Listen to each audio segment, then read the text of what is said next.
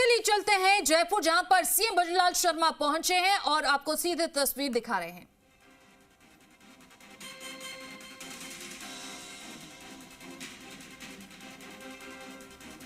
ये तस्वीर आप देख सकते हैं।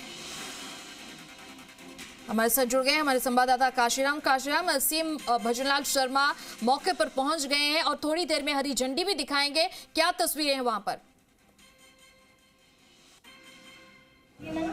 माननीय शासन सचिव परिवहन एवं सड़क सुरक्षा विभाग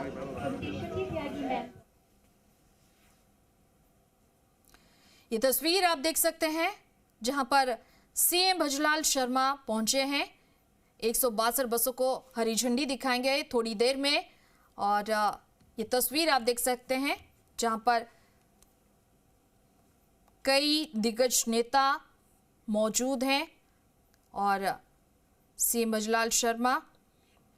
सीधे रुक करते हैं, मेरे सहयोगी काशीराम जुड़ गए हैं। काशीराम, सीएम भजनलाल शर्मा पहुंच गए हैं और थोड़ी देर में हरी झंडी भी दिखाएंगे। फिलहाल तस्वीरें दिखाइए। का शुभारंभ आज राजस्थान के 8 करोड़ प्रदेशवासियों को समर्पित की जा रही है।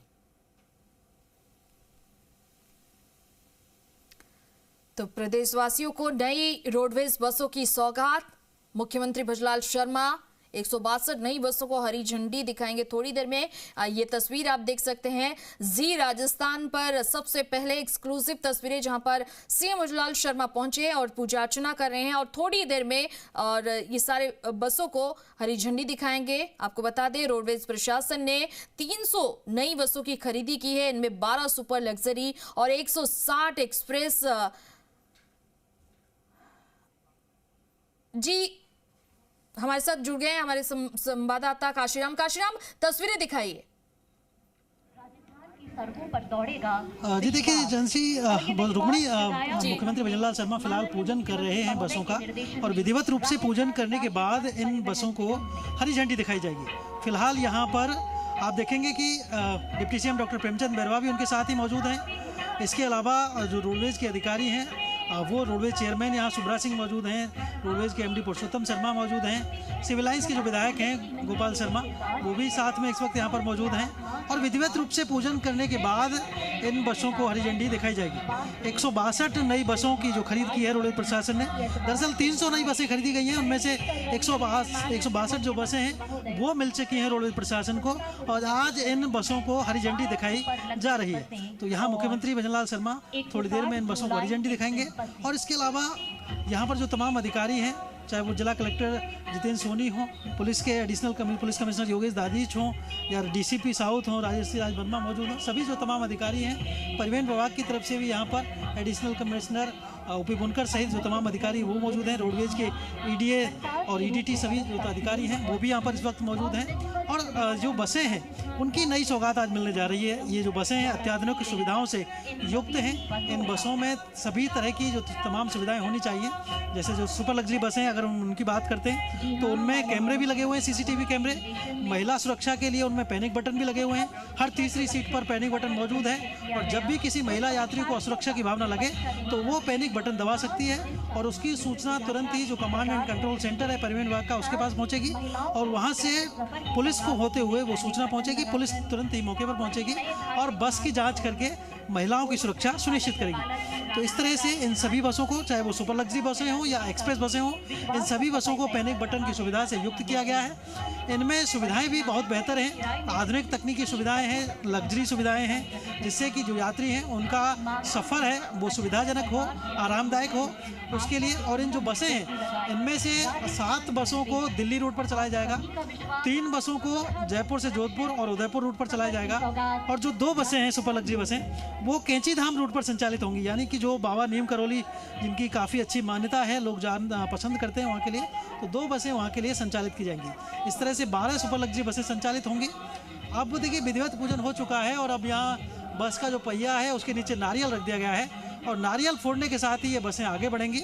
और विधिवत पूजन के साथ मुख्यमंत्री ने पूजन किया है बसों का और इन बसों के अंदर भी वो अभी देखेंगे कि किस तरह की सुविधाएं हैं, वो विजिट भी करेंगे, यात्रियों के लिए सुविधाओं का भी वो देखेंगे क्या क्या सुविधाएं यहाँ पर रखी गई हैं, यात्रियों के लिए कैसी सुविधाएं मौजूद हैं, तो उन सबको भी वो देखेंगे और इसके बाद इन बसों को हरी झंडी दिखाएंगे।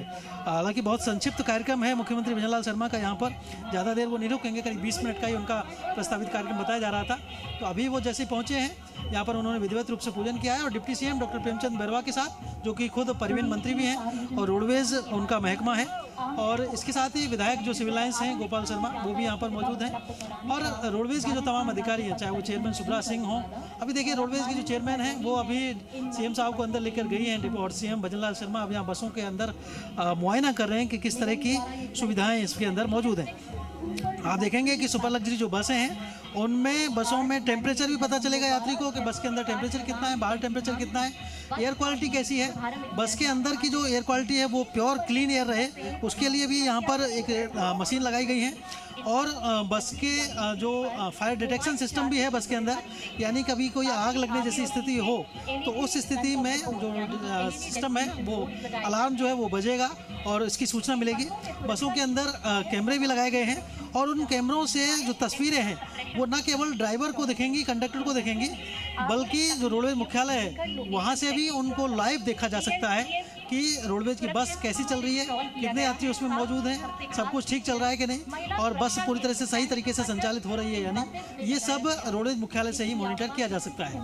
और जो एक्सप्रेस बसें हैं उनमें हालांकि कैमरे तो नहीं लगे हुए हैं, लेकिन उनमें जीपीएस इनेबल्ड जो सिस्टम है, व्हीकल ट्रैकिंग सिस्टम जिसको हम बोलते हैं, वो व्हीकल ट्रैकिंग सिस्टम भी लगा हुआ है और उसके जरिए यात्रियों को पूरी अपनी बस की जानकारी भी मिलती है। जब वो बस स्टैंड पहुंचते हैं तो उनको ये पता रहता है कि उनकी बस कितनी देर में यहाँ पर पहुंच जाएगी। मान लीजिए दिल्ली से कोई बस आने वाली है और यात्री जो पहुंचेंगे तो उनको थोड़ी देर में ये पता, उसमें बस स्टैंड पर पता चल जाएगा कि वो बस उनकी कितनी देर में पहुँचेगी। और एक जो मोबाइल ऐप है रोडवेज प्रशासन का, उसके जरिए भी ट्रैकिंग की जा सकती है बसों की कि बसें कहाँ पर हैं इस वक्त और कितनी दूरी पर हैं। तो इस तरह से बसों की ट्रैकिंग भी बेहतर हुई है। और जो तकनीकी अगर हम पहलुओं की बात करें तो इनमें सस्पेंशन जो सिस्टम होता है और जो कई तरह की एक जिसको हम बोलते हैं एयर रेडिएटर, जो रेल इंजन का वो है सिस्टम, वो भी यहाँ पर इन बसों में लगाया गया है। तो इस तरह से अत्याधुनिक इनमें सुविधाएं जोड़ी गई हैं और इन सभी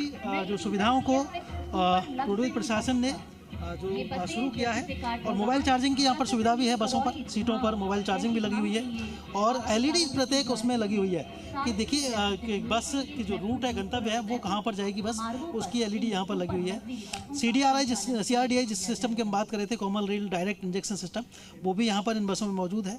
इलेक्ट्रॉनिक कंट्रोल यूनिट एक यहाँ पर बनाई गई है बसों में, ताकि बस पर जो नियंत्रण है वो सटीक रहे और धुएं का निकास हो बस में। अगर कभी धुआं बढ़ जाए किसी वजह से तो उसका आफ्टर ट्रीटमेंट सिस्टम भी यहाँ पर लगाया गया है, जो कि एक नई तकनीक के आधार पर है। सेलेक्टिव कैटालिटिक रिडक्शन तकनीक जो है उसके आधार पर यहाँ पर बसों में लगाया गया है।